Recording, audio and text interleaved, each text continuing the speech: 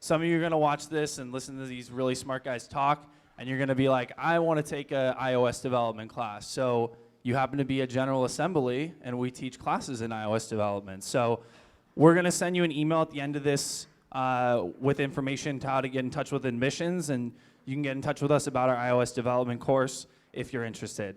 So I'm going to hand it off to these guys now. Thank you. Hi, everybody. I'm Kara. I'm with CleverTap, and we are so thrilled at the turnout tonight. Obviously, there's interest in our topic, which is all about the personalization of mobile apps. And we're excited about our panel, as we've got a very diverse group of experienced people here in product design, marketing, and development. So for those of you that don't know what CleverTap is, it's a mobile SDK that you can install in your app, and we provide you with your users' analytics as well as tools to help you keep your users engaged and retained. So I'm curious, out of this audience here, who has a mobile app, developed mobile apps, markets mobile apps? Okay, cool. So we are starting a new initiative that's launching this week. It's a program for startups, and we're calling it the Startup Program. And so we'll send you more information about that this week. But basically how it works is you can integrate our SDK for free. We start working with you right away and giving you consultations with our developers and our customer success team. We'll highlight you in our CleverTap TV channel and also put you in our invite-only Slack channel. So we'll really help you get on your way post-acquiring your users into keeping them engaged and retained. So that's it from us. I want to thank General Assembly for hosting us and for Munchery and Earth Cafe for sponsoring. And I'll hand it off to Malcolm.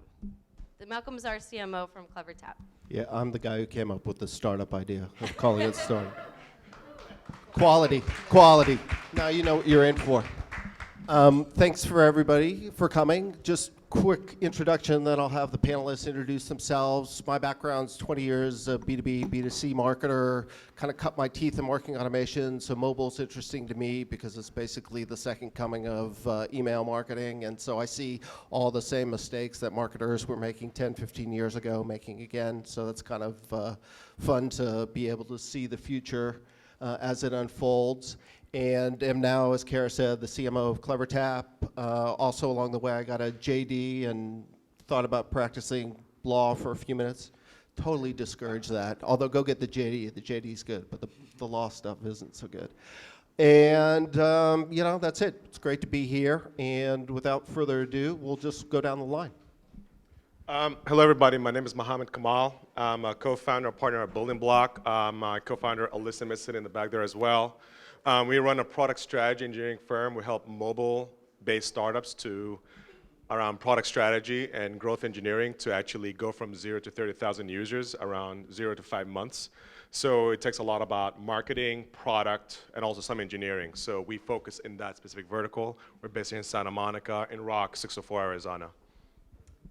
Hi everyone, I'm Elijah Kim. I'm an entrepreneur in residence at Boston Consulting Group Digital Ventures. BCGDV is a incubation, innovation, and commercialization firm.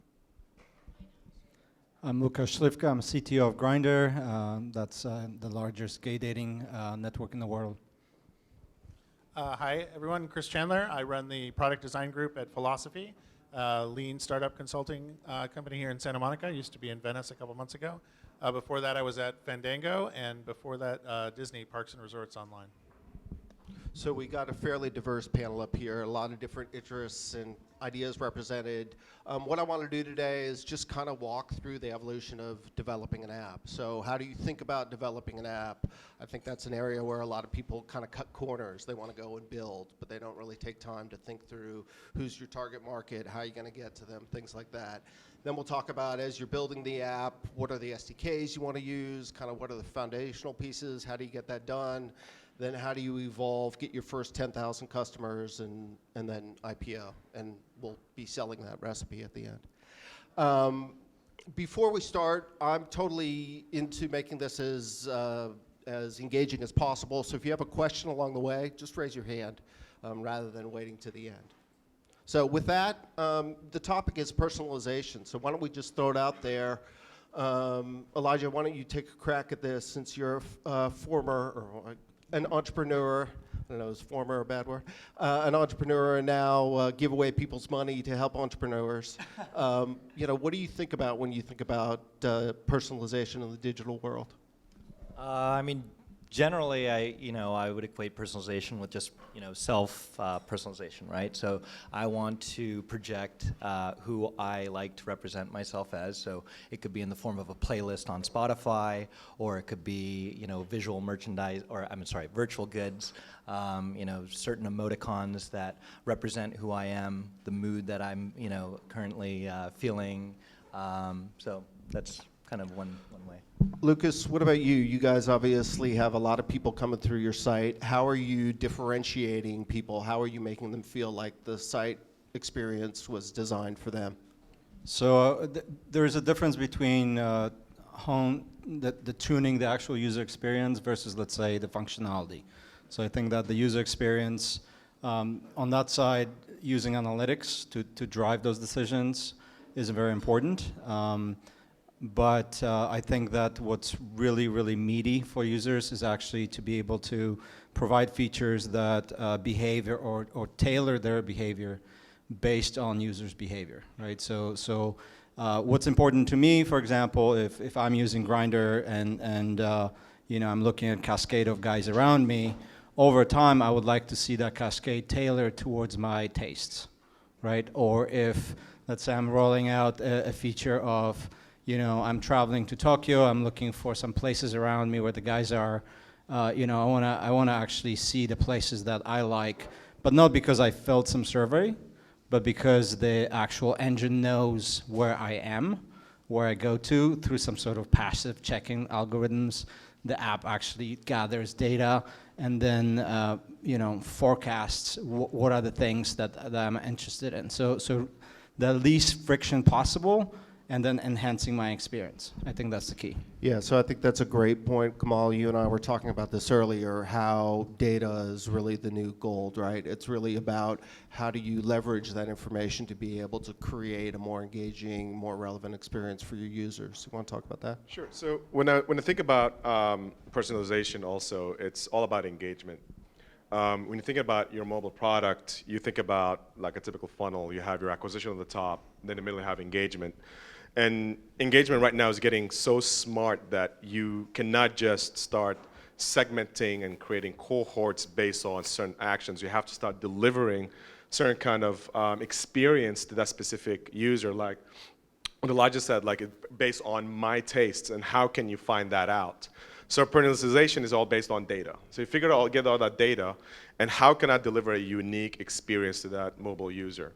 The more data you have, the more you have ability to crunch some data and actually deliver a better experience. And the more experience you have, the more engagement. More engagement, more retention, people stick around more, and then you have somewhat of a successful, somewhat product early on. So that's what I think about personalization. And Chris, you approach it from a slightly different angle as a kind of designer, UI, UX guy. Maybe talk a little bit about what it means to you.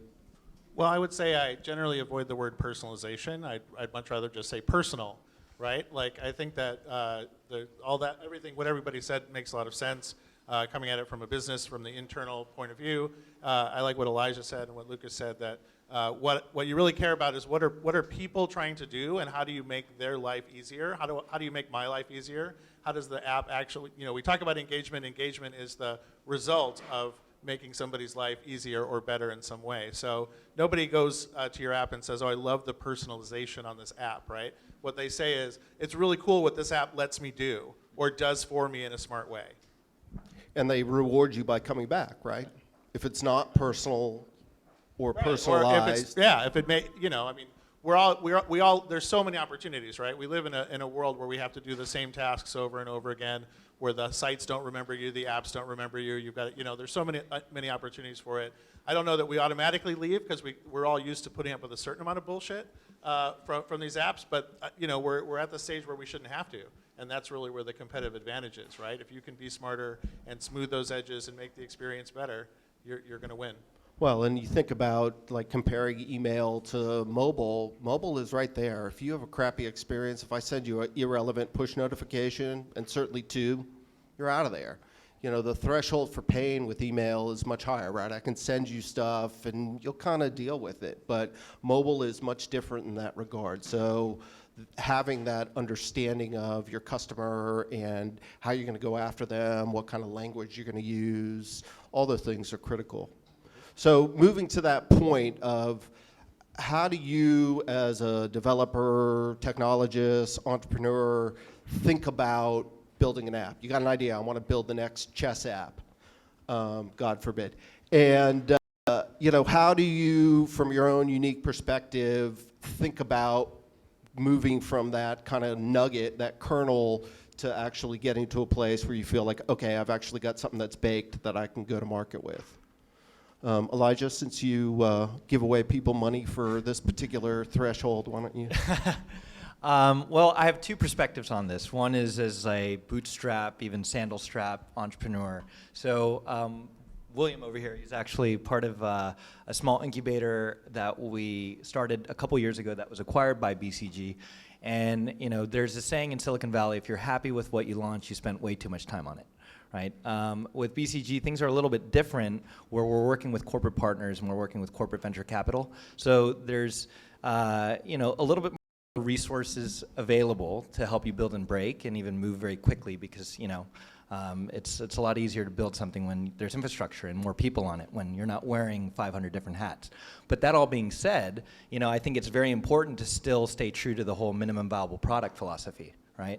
And just really try to figure out like a very clean spec, something that's actionable, something that you can truly execute, and eliminate as much fat as you can, and also user test as much as you can before you start development, right? Just simple conversations. Would you use this? Would you be offended if you saw this? Or would you delete the app if you got this alert every day? So would it be fair to say that you kind of build and iterate? I mean, is that a fair characterization of your approach? Absolutely. Continuous iteration is critical. You know, if something's not working, change it. And sometimes, you know, you A/B test 1 week and you'll A/B test the same thing 2 weeks later and, you know, you'll get a completely different result, right? And so, you know, sometimes it's not about reinventing the wheel, but just enhancing it. Yep. I think this young man here had a question. On user testing, let's say you have a user profile for your app. How many people do you test it with before you say, we made it or we didn't make it? You test it with 10, 20, 100, 500? What kind of numbers are good numbers? I think you have to ask yourself, what's the addressable market, right? Is it a mass consumer app, you know, or are you targeting, you know, a small group of scientists for your app? Right? Depending on what your addressable market is, you just try to get, you know, a small sample size of that and take it from there. I know that's kind of a general answer, but, you know, that's what I would suggest. I'll give you a slightly different angle. I mean, I agree with that, but I think it really depends on what exactly you're testing, right? So if you're testing your app for usability problems, can somebody actually get from the first screen down to the fifth screen?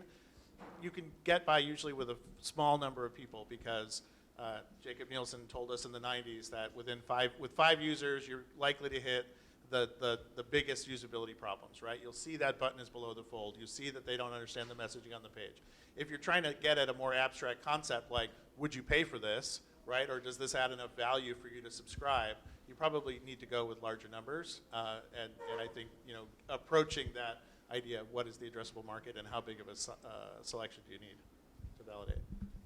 Lucas, I don't know what point you joined Grindr, but I've seen you've done other things in the past. What's your kind of take from a technology standpoint of, you know, I've got this crazy idea to, I want to move this to something that's a real business?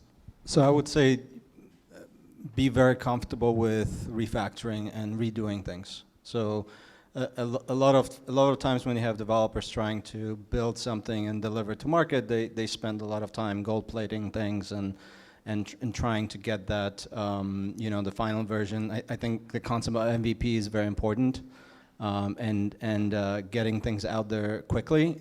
And there's a big difference between building for, you know, let's say you're a startup, you're just releasing a first version, versus you already have millions and millions of users and you're releasing another version, because now you're building for scale. You have totally different problems, right?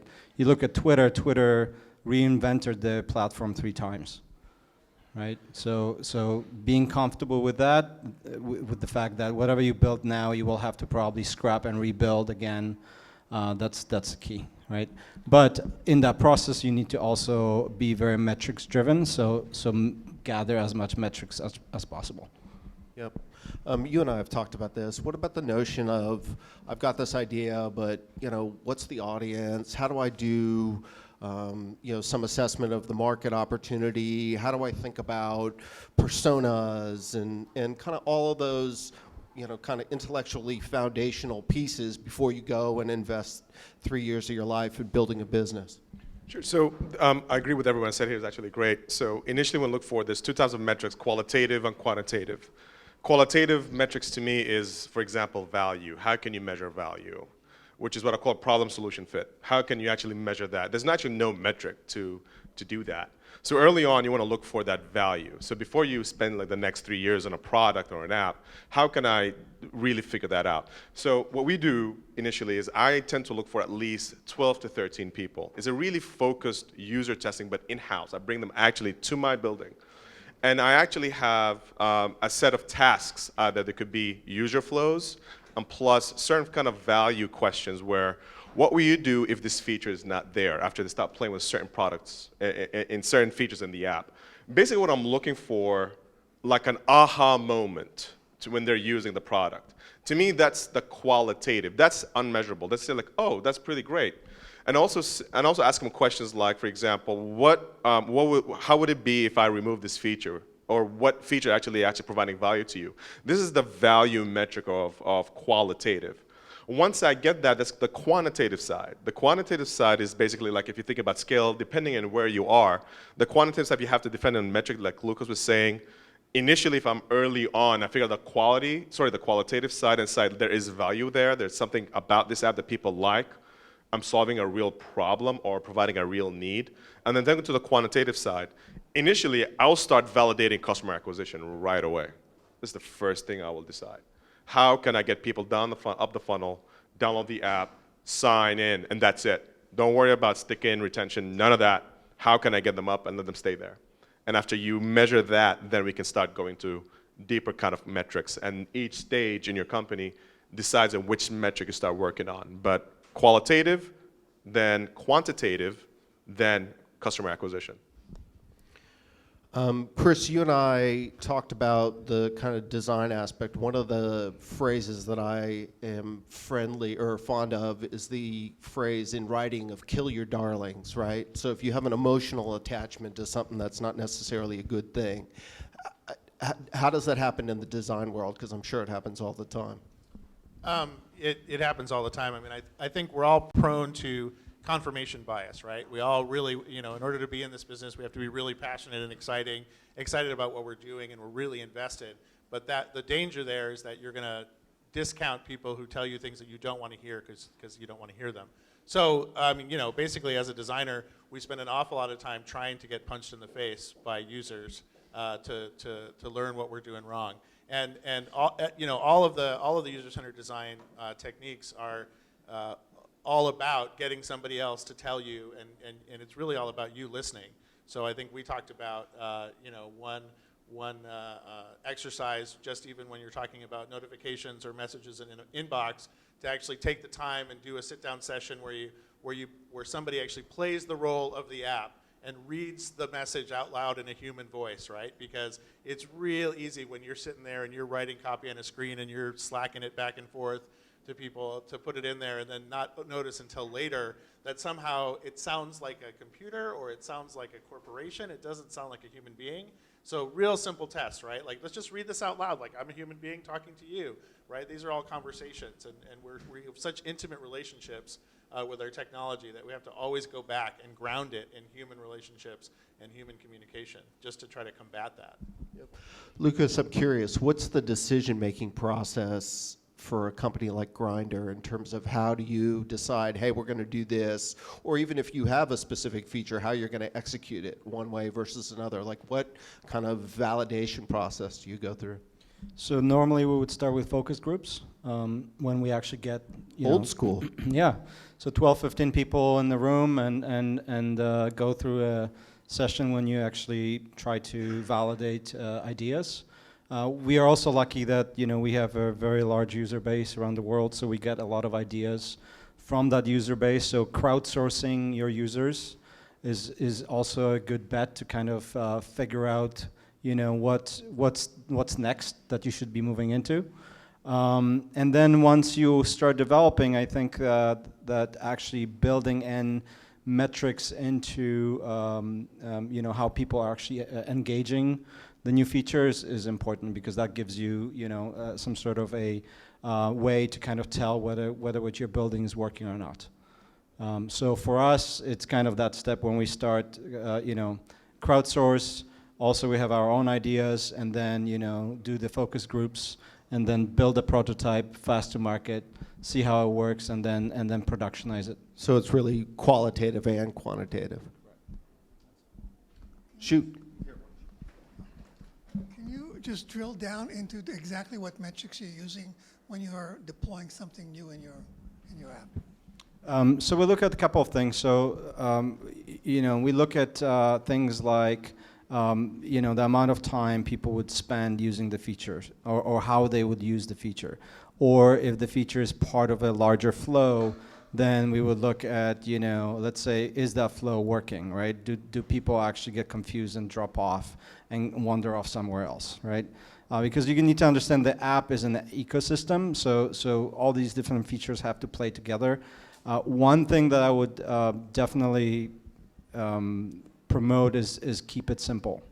So in the mobile environment, we talked about this. In the mobile environment, our attention span is very, very low, right? So any sort of confusion that's happening, or maybe problems with usability, people just lose interest and they move on, right? Okay, thanks for the question. Back there, so you gotta speak up and finish chewing your salad. So when you implement a new feature, how long do you give until you decide whether it's working or not? 2 weeks, a month and a half, before you feel like you have enough data to nix it or not? So that's a product manager decision, I would say. I wouldn't say that we have it's gonna take always 2 weeks.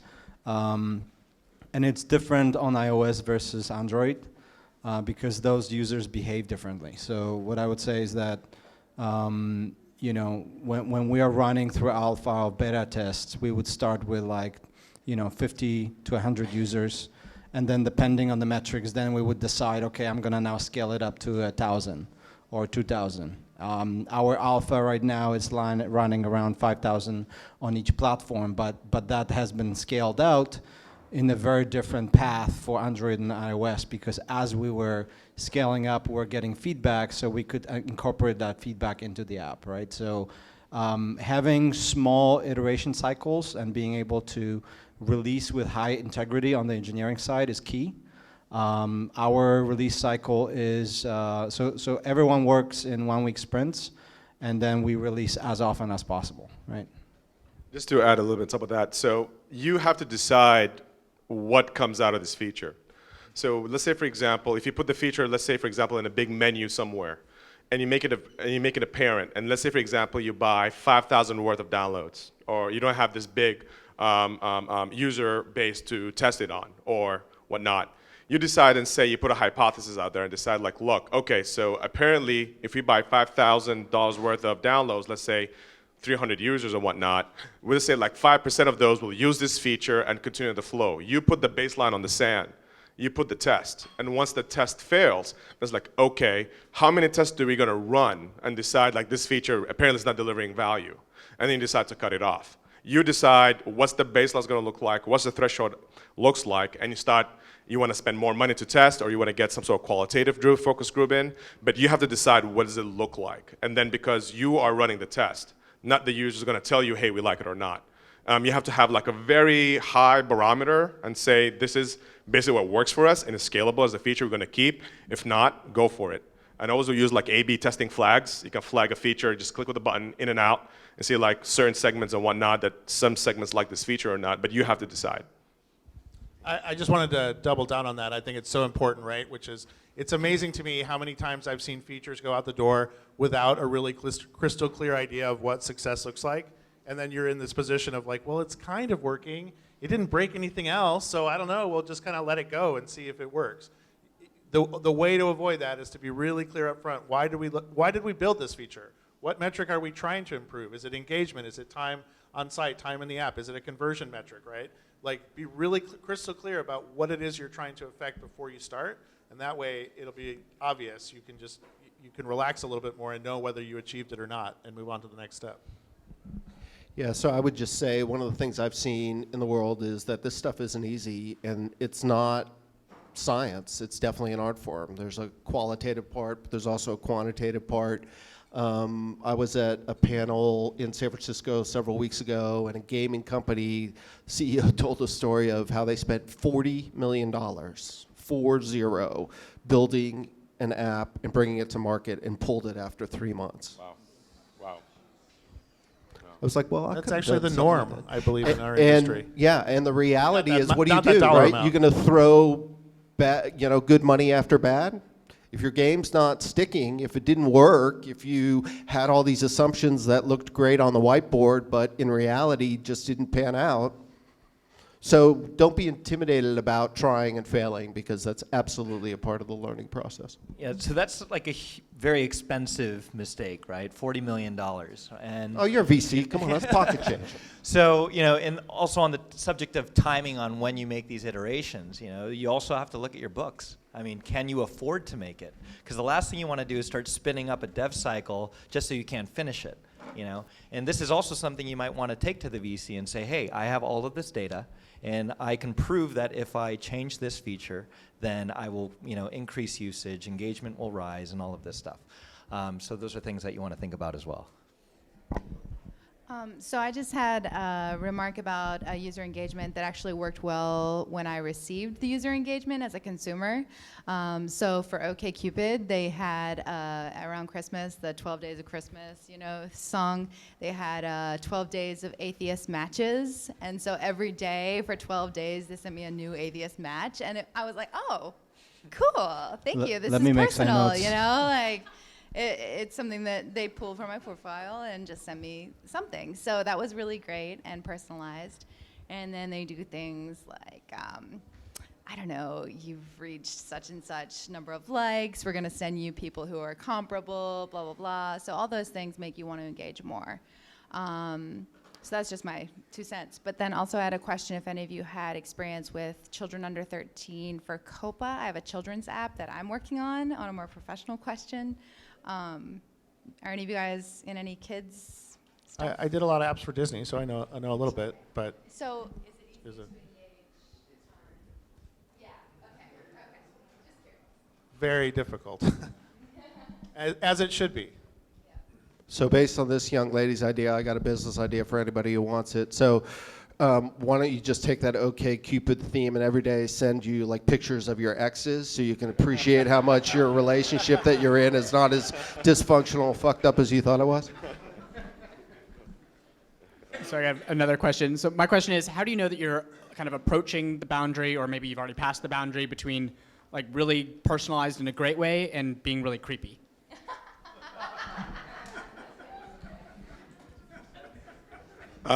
So let me give you a use case for personalization that's a good personalization. I'm on SoundCloud. I love deep house music. And I get to follow certain people record labels who post some really cool stuff. And for some reason, I got this push notification that says this record label recently released this record. And I listened to the record and I really liked it. However, mind you, I disabled my in-app notifications. So it's kind of interesting. So how did they actually manage to get around that and send me this really tailored message based on what I liked and the track I really liked? I favorited it and actually shared it to a couple of friends. Now that is really great personalization. It's not creepy at all. But I start thinking like, whoa, what else do you know about me? What else do you know about me? It's kind of interesting. So that really works. Creepy, I mean, it's all relative to me. If the more data I have about you, I can really, if I'm doing a really great job delivering a great experience to you, it's actually great. But if I deliver for some reason an in-app message or a push, a personalized experience, and you did not like that experience, or it was irrelevant to you, I will probably have that creepy experience and say, oh, you do have this information about me, but wrong message. You know, to me, that's when I'll start thinking that. And then they start thinking, is that person really clicking on that in-app or push? Something that CleverTap does pretty well, actually. They can deliver value to certain developers. But once you know that, you can start figuring out, well, this is just too creepy because you did not execute it well. I just want to add that definition of creepy varies from country to country. so you have to keep that in mind. Yeah, in Europe, what's creepy is like illegal in the U.S., I think. I want to add to that, if you want to look at good examples of personalization, don't go to mobile, go to email, because email's been doing it for a long, long time, and you'll get a sense of, hey, are they actually using data that I've given you? Go sign up for a free credit report is a great example, where you're giving them information that's very personal, and you can see how they use it, and if they do a good job or not. Most people in both the email and certainly in the mobile world don't do that very well. They don't leverage data. In email, we said it was relevant and timely. Those are the two kind of vectors you need to focus on. Speak up. Yeah, so when it comes to delivering quickly and delivering an MVP or bringing that product to ship, how do you take the initial personalization signals and then not assume too quickly in that effort to be fast and nimble on the app? How do you guys navigate shipping quickly and making bad assumptions? I think if you start with the question in mind first, then that's gonna give you guidelines. I mean, we kind of talked about that. So if you're driving towards a certain metric, then you should know, whether you meet that or not, and that should be a signal whether you should launch or change direction. That's probably the best way. Okay, let's move the discussion forward a little bit. Let's say you've got your all-star lineup that is literally represented right here. You got Vincent Vega, who's going to design your app. You got your CTO, you got your money guy, and you got your kid genius. So you got all your pieces together. So now you're going to start building. I'm going to start with you. So give us a sense of what that building process looks like. We basically start with the design thinking, with the design itself. We've touched on a lot of it, right? Starting with the idea, getting some real clarity around who the users are, doing initial interviews, doing groups, getting that qualitative basis. That's all into generating hypothesis about what it is that really is going to add value to those users. We prototype a lot quickly, as fast as we can, from sketches, from paper prototypes, to clickable mock-ups, to basically try to just iterate through those ideas. Mostly what you're looking for in those stages is to get rid of the bad ideas, right? Like you won't know really until you actually get that code out in front of consumers whether you've hit the right idea. But it's easier to sort of discard ideas that aren't working in that early design phase. So I think it's really about balance. I mean, I think you talked about developers gold plating. I think designers would work on something until they were in the ground, if they could, because that's sort of who a designer is. They want things to be perfect in this world. So you have to balance that, and we just try to go as fast as possible so that the end result is to get to something, to some working code that's out there in production. And moving down the line. I would say if this is the first app that you're releasing, then don't overthink in terms of what tech stack you're gonna use, because at the end of the day, you don't even know whether those decisions are gonna matter. If you're gonna hit it big, then I would say that at the very beginning, at least focus on maybe cloud-based technologies that allow you to scale very quickly. Focus on modes of agility for your team that allow them to kind of change direction very quickly. So if I were to organize my initial team, I would try to promote as much innovation as possible. I would try to ask them to build things in a way that allow them to test very quickly and get that feedback whether they're breaking things as they're refactoring. But having the main goal being let's go to market as quickly as possible. How do you balance this whole idea of scale, right? So you want to build something, you want to get it out quickly, and maybe that's not the same tool set you'll be using when you're Grindr and you got tens of millions of users. So like, how do you manage the tension between those two sort of polar opposites? I would say healthy tension is good. I don't think that you know, if you're just starting out and you have a startup, you know, you're not gonna think of all the nuances of, let's say, scaling for millions and millions of users, nor you will be able to hire the people who know how to do it, right? So you need to be comfortable with the fact that as a startup, you will have to adapt, and most likely the initial set of people or set of engineers that started the app are not going to be there in 6 months because they are not the right people to take it to the next level. So just keeping that in mind, that, you know, you will be initially able to hire the guys to build it out, get it out there, get some you know, feedback. Hopefully you're going to start monetizing very soon, get some money. And then once you get that, then you can start thinking about, okay, so this is successful now. I need to actually start investing in some people who know what they're doing. Excellent. Elijah? I guess, you know, one big theme for me personally, and even at my new role at Digital Ventures, is sequencing, and, you know, making sure that the cart is not in front of the horse. And just really planning out very meticulously how you're going to build your product, how much money you're going to need to build the product, and then also, you know, scale. That's a good problem to have, right? But, you know, it's a problem that you should address when the time is right. You don't start addressing that in the innovation stage, right? So at BCG Digital Ventures, we have a sequence where it's innovation, incubation, and commercialization. So you don't start commercializing the innovation process. It's, you know, you're skipping a step. So sequencing is very important, and, you know, the cart before the horse theme, it hits every entrepreneur. You get really excited, and, you know, your horse is back there. Go back, you know, and you know, be patient sometimes, but hack and move fast too. So I know it's kind of counterintuitive, but that's how it should be done. And what about this tension of wanting to, or feeling like if you're an entrepreneur, you're going to be penalized if you like don't have the right stack or you don't have a scalable stack?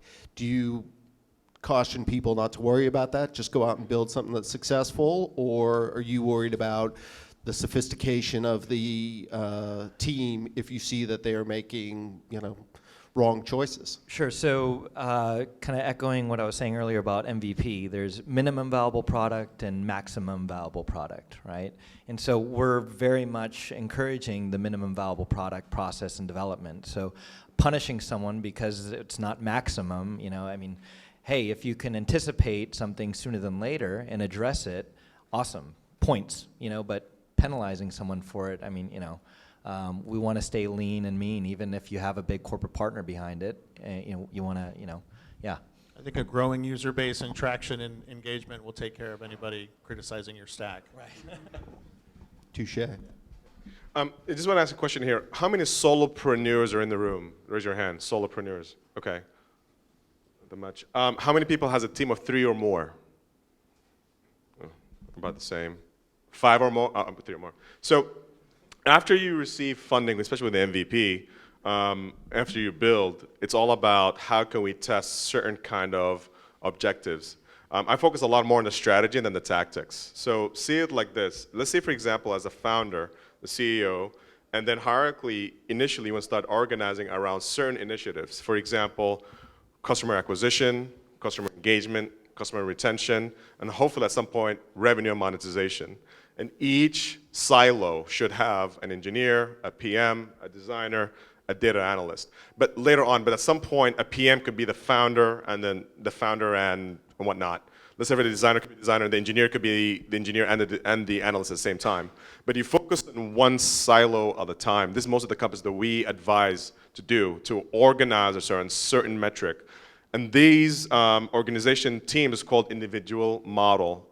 Uber does this kind of model. SoundCloud does this kind of model. Facebook this kind of model. And it's function around basically a metric. You focus on a metric. You focus on, for example, customer acquisition. And all you do is just optimize on how can I get people on the top, how can I get them to stay, and how can I get them to actually monetize later on. And you keep doing that continuously and just keep moving. I mean, I always ask those three important questions: the why, the what, the how. I think if, as founders, you need to focus a lot on the what, a lot, and help your CTOs and your engineers to really dig down on the how.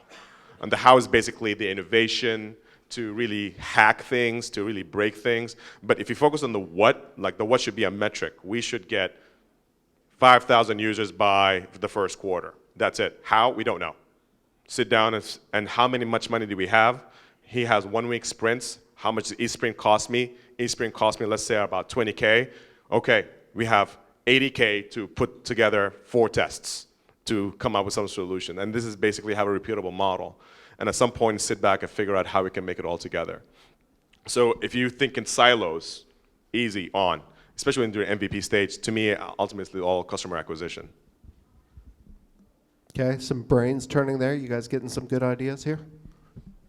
Go ahead, speak up. I have a question regarding the MVP, right? You've done a bunch of testing, you have your MVP ready, and now you want people to sign up or request an invite because you want to show willingness to try. How straightforward are you with your consumers that this is the first iteration of the product?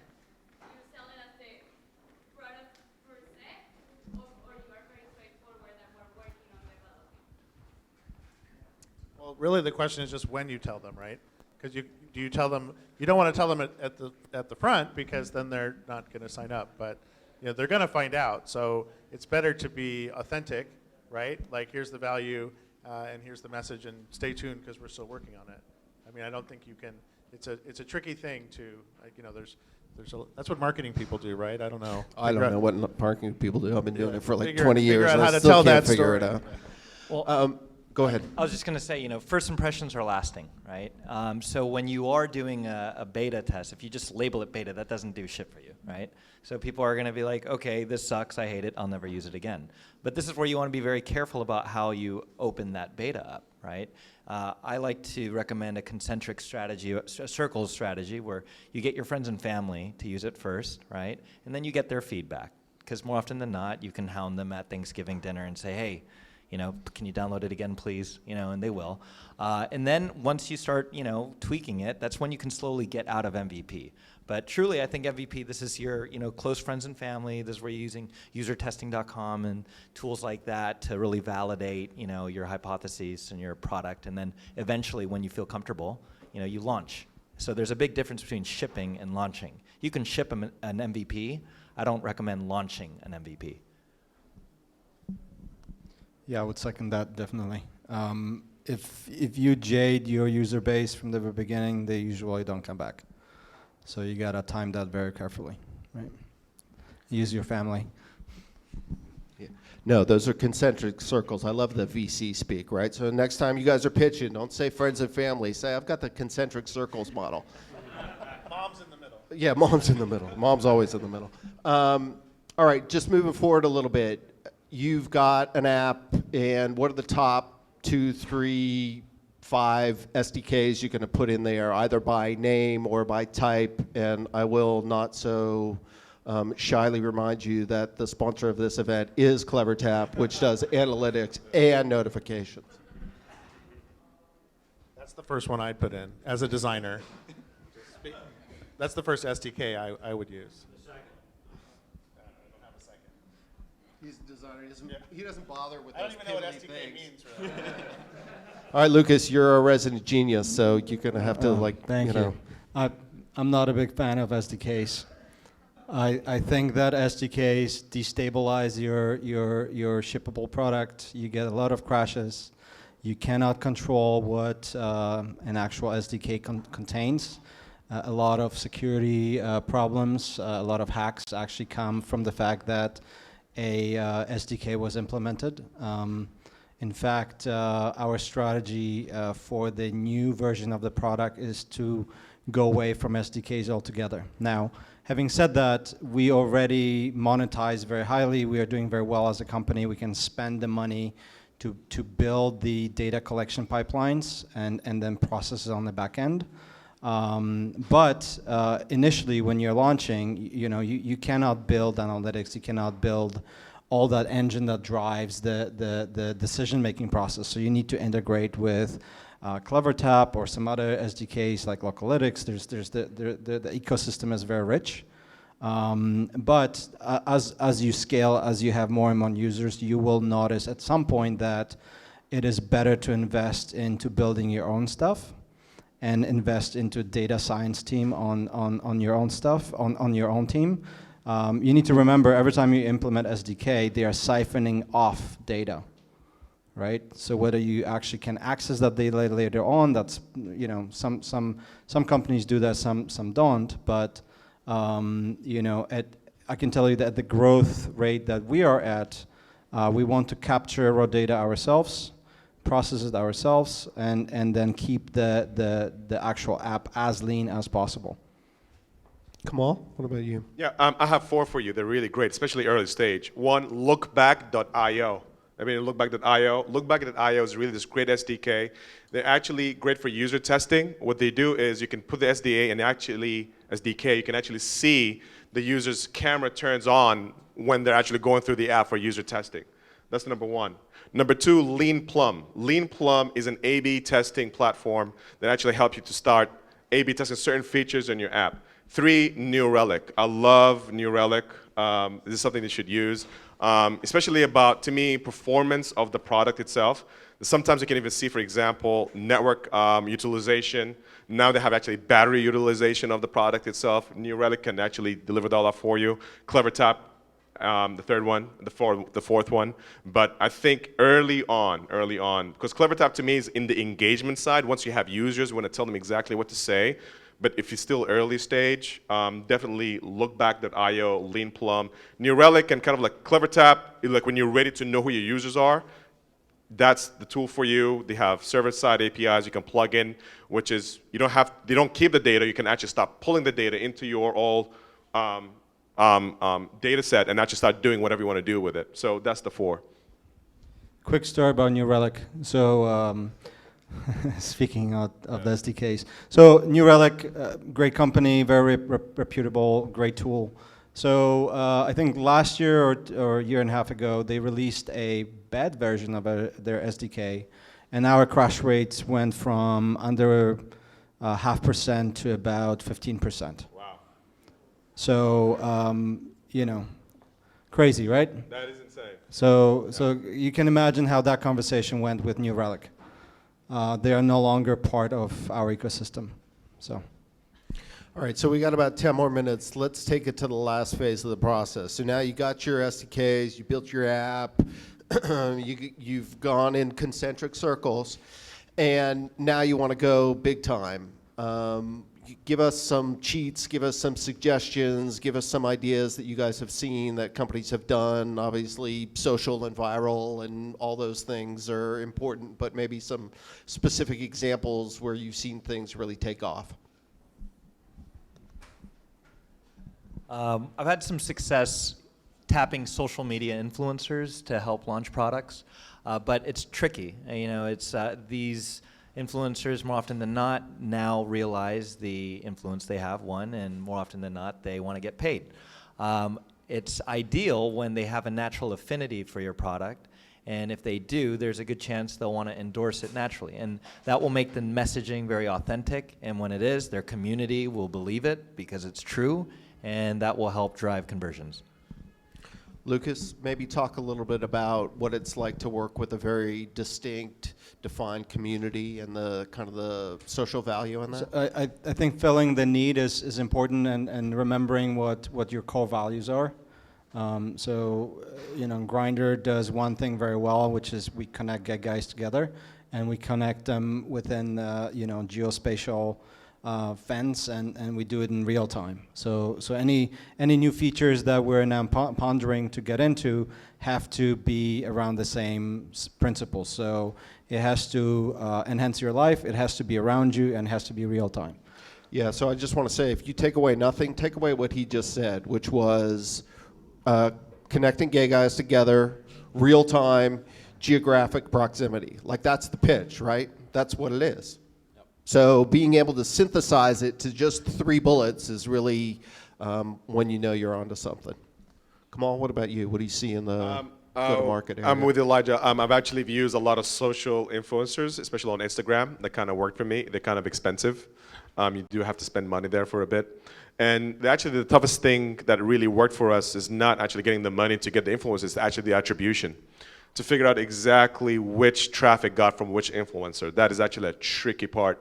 If you know how to attribute certain installs or signups from certain influencers, because at some point there's some sort of deal or partnership with this influencer, get it right. A good company is called Has Offers. It actually can actually figure out for attribution. However, that social influence, especially Instagram, that worked for us. It's expensive, but we've seen a lot of retention from that. Well, I'll just throw in one example from Fandango, which is slightly different, an established brand, already sort of a utility. Basically, just starting with killer features. So we were kind of combining your efforts. So we were able to roll out a new feature to get like an instant refund on your movie ticket, and then we rolled that together with a VIP membership program, right? So that gave us a killer feature to build that traction to increase the engagement with the consumers. Really build cool stuff is. Other than Slack, anybody you've seen like really just take the world by storm in the app or web app space? Anybody you admire? Like Slack? Like Slack? Slack. Or Slack? Is Twitter going to be around when they go to 8 million characters? Any other questions? We got about 2 more minutes. Shoot. I'd love to hear a little bit of discussion about the difference between Android users and iOS users. It came up earlier. Android users don't pay. Also, you can auto default things like notifications on Android, and iOS you have to ask permission. So if you're a startup and you're thinking of building an app and monetizing it quickly, then I would do it on the iOS first. Unless you're doing it outside of the US, we work with global companies, and the ratio is about 8-to-1 Android to iOS. Yeah, and you can get an Android device for $20, and a current iOS device is you're at least paying $500. So that's already saying a lot about the demo. That's a good point.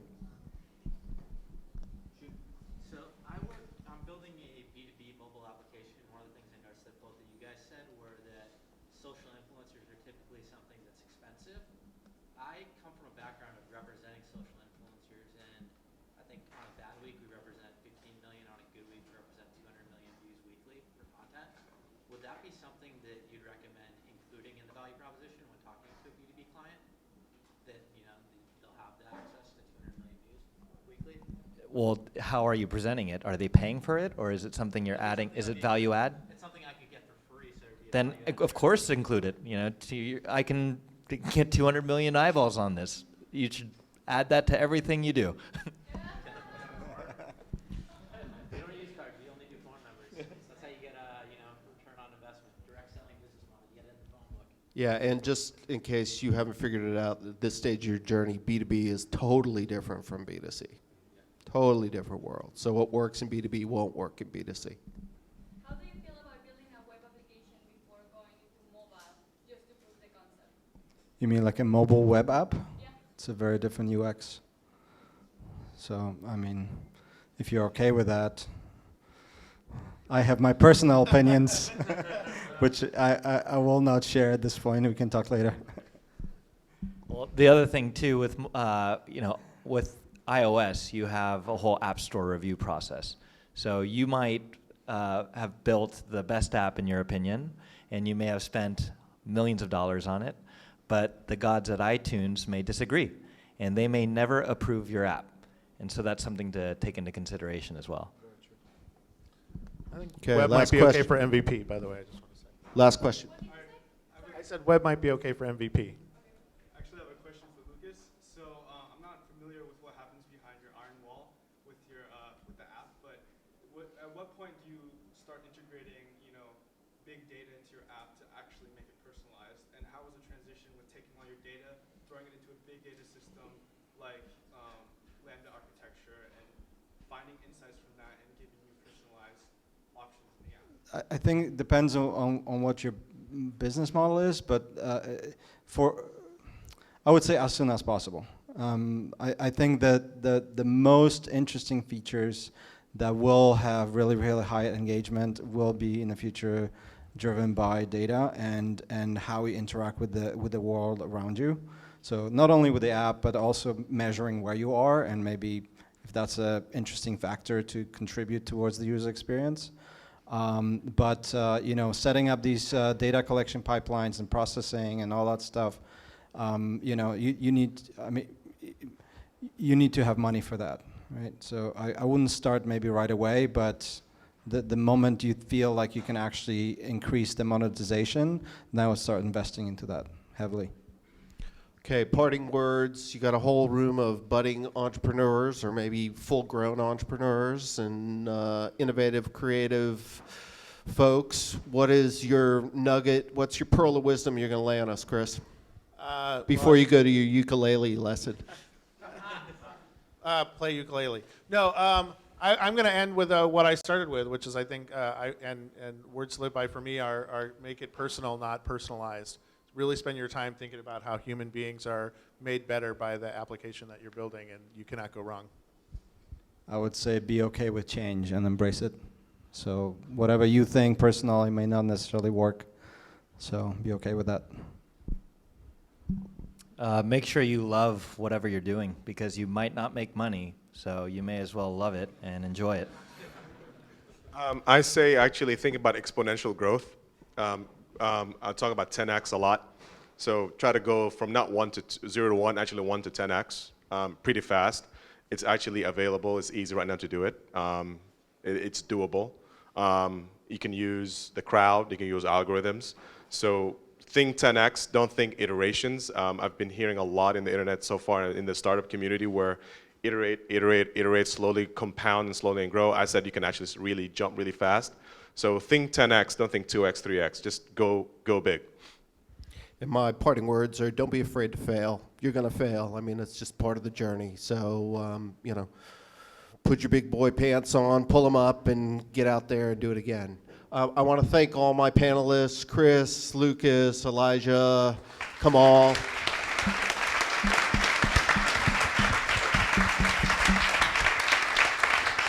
And thanks to all of you for coming. Good night.